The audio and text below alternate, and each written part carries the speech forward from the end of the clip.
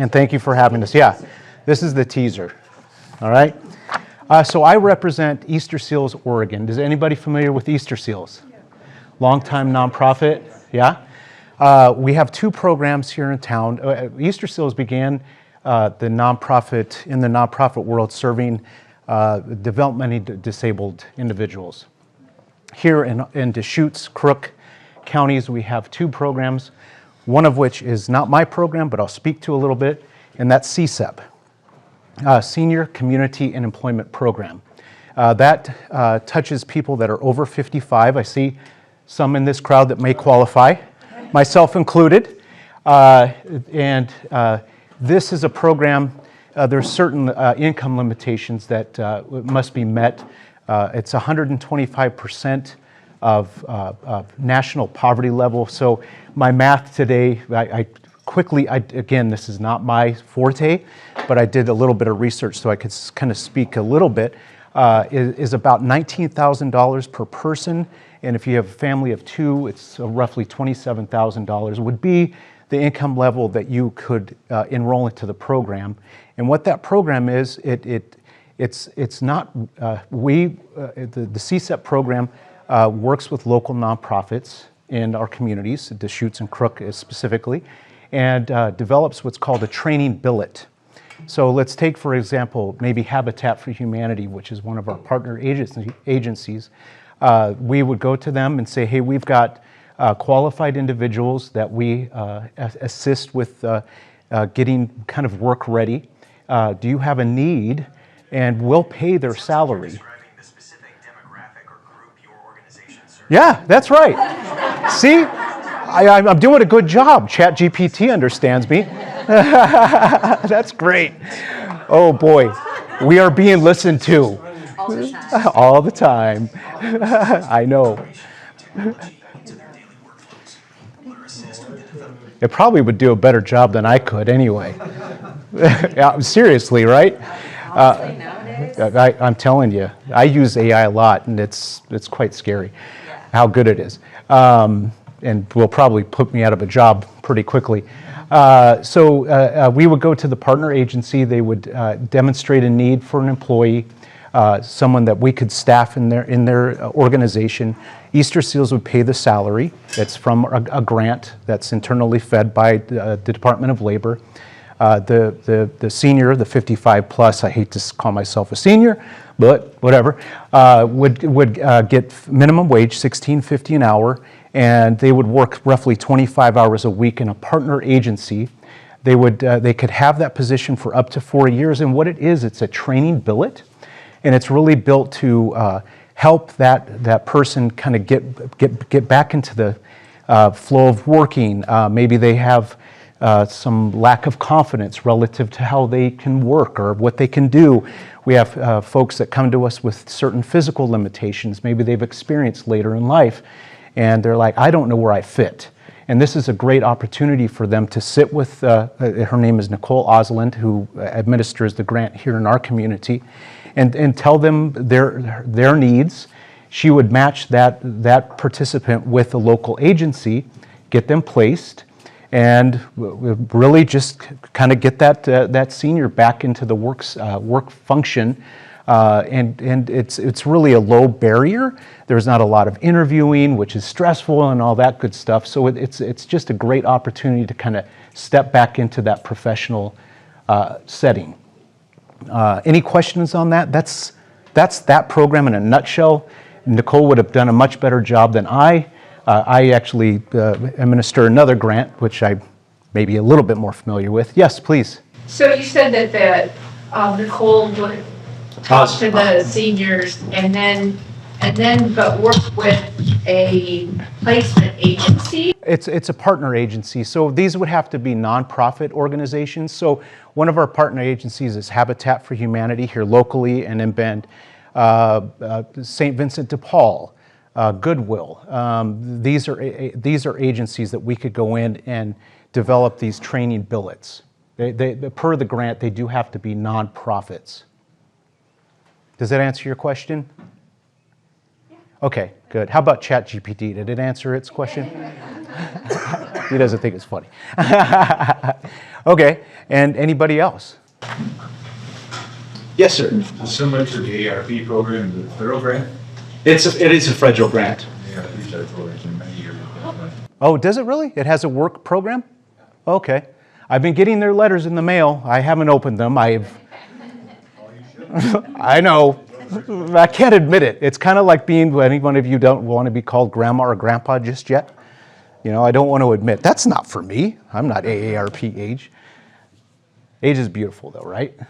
Yeah. Yeah, I think so too. It's only a number. It's only a number. Says my knees, right?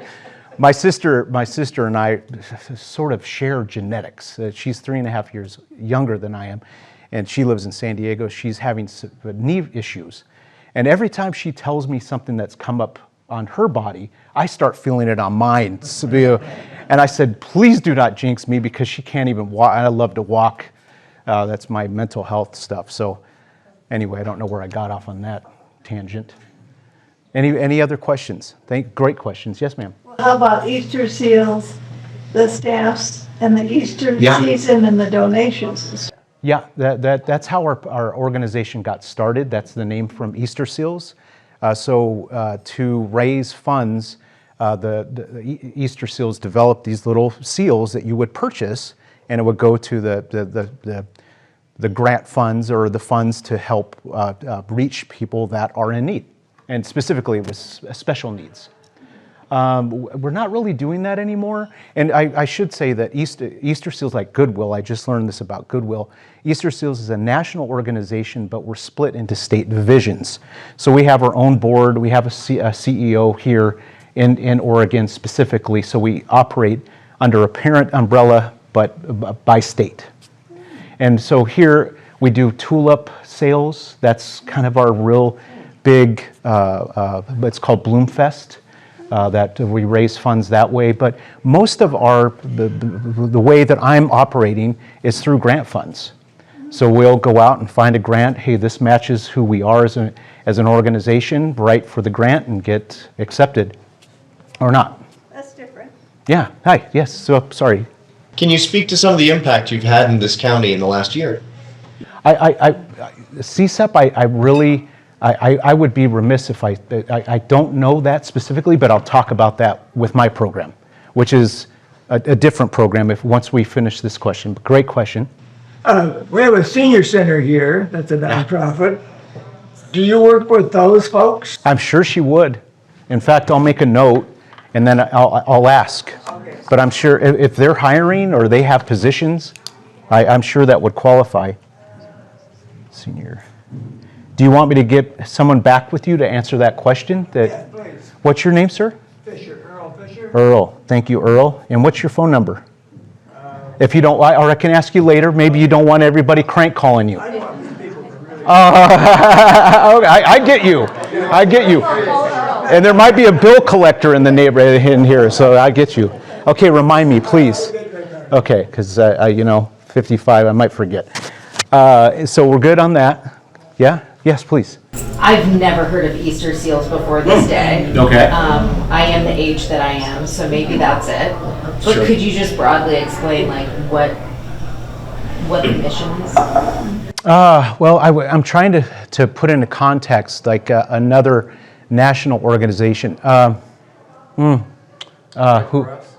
Yeah, like Red Cross. So we're like Red Cross, only our Red Cross, and thank you for that, would maybe help people in disaster situations. Excuse me. I should have silenced this thing. We, as an agency, it's about impacting the lives of those in need. So special education, seniors, my program, veterans that are unstably housed.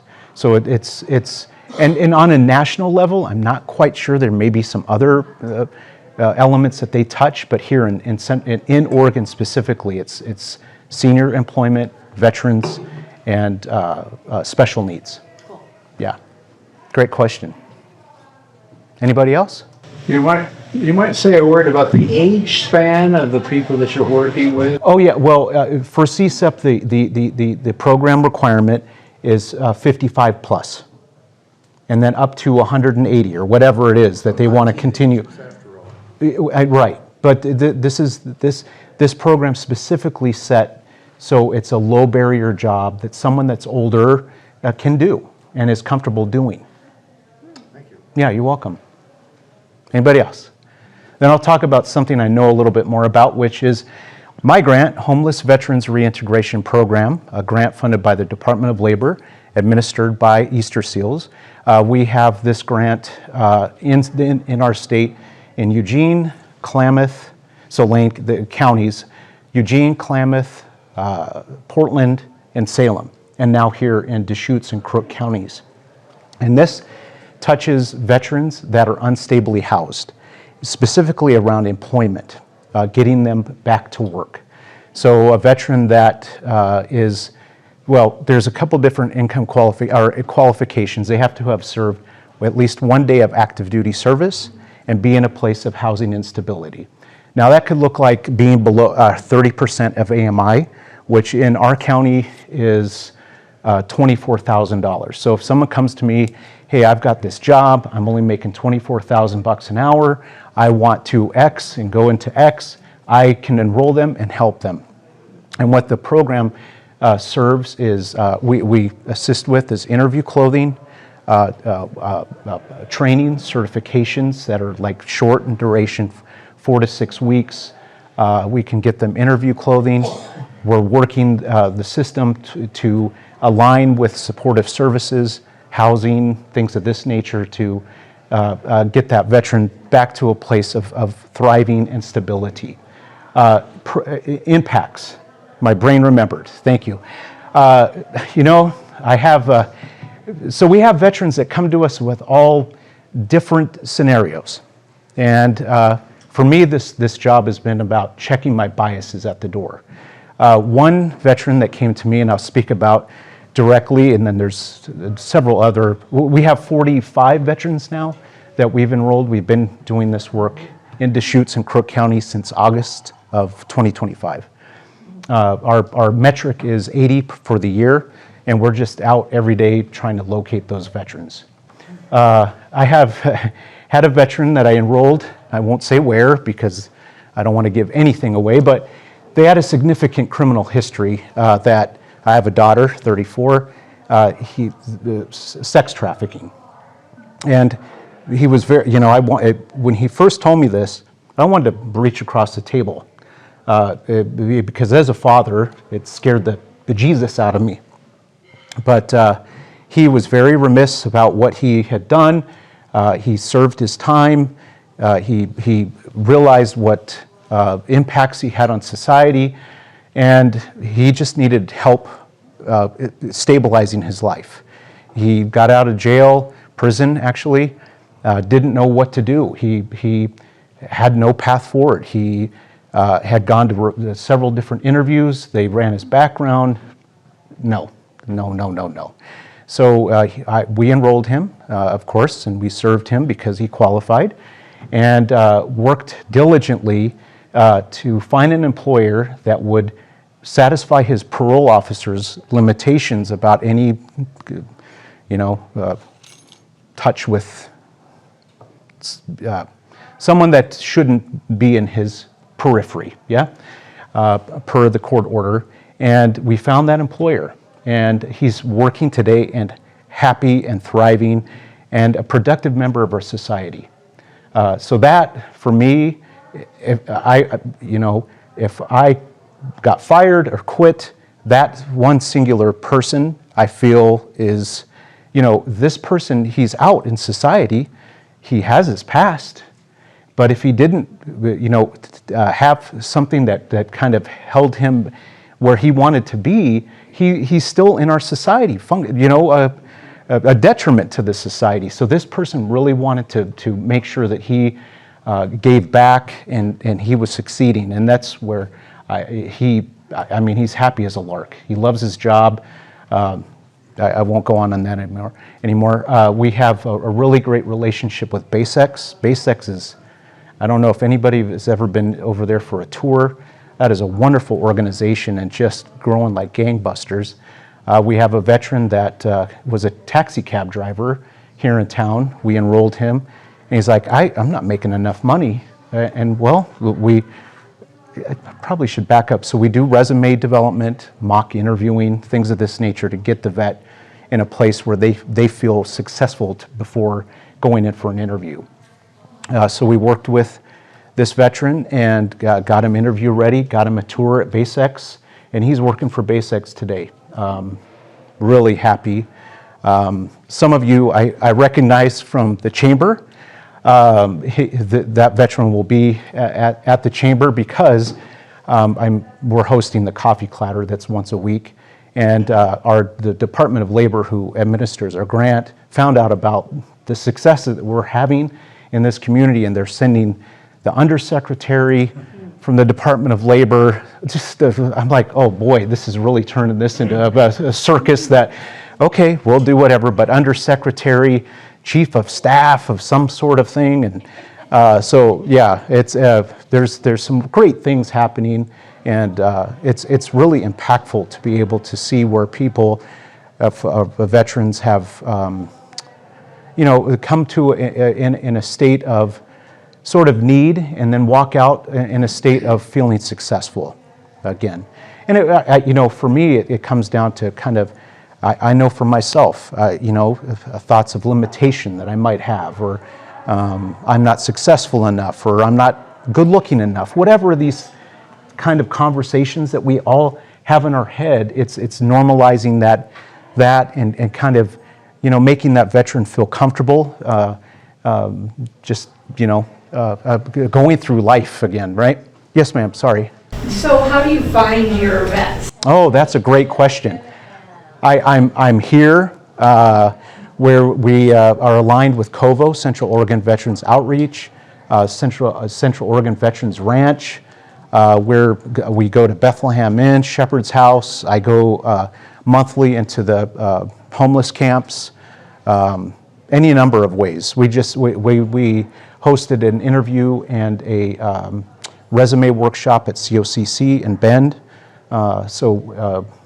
Any number of ways that we're out. I've presented to Band of Brothers. That's a veterans-facing organization. So anywhere and anyhow that we can find that vet. What's like the response? Because sometimes you hear on the news that, a lot of these people that are displaced, or we'll just take Dirt World, for instance. Sure. They don't want to be mainstream. They like where they live. What's kind of the percentage you see out there with this, with your veterans? It's interesting. We could talk later about this, but there's ethical things that I see there too, right? And my own opinion about this stuff. I have not seen, and I continuously get hit, meet your metric. How many veterans do you have on rolls? Yes. Okay, fine.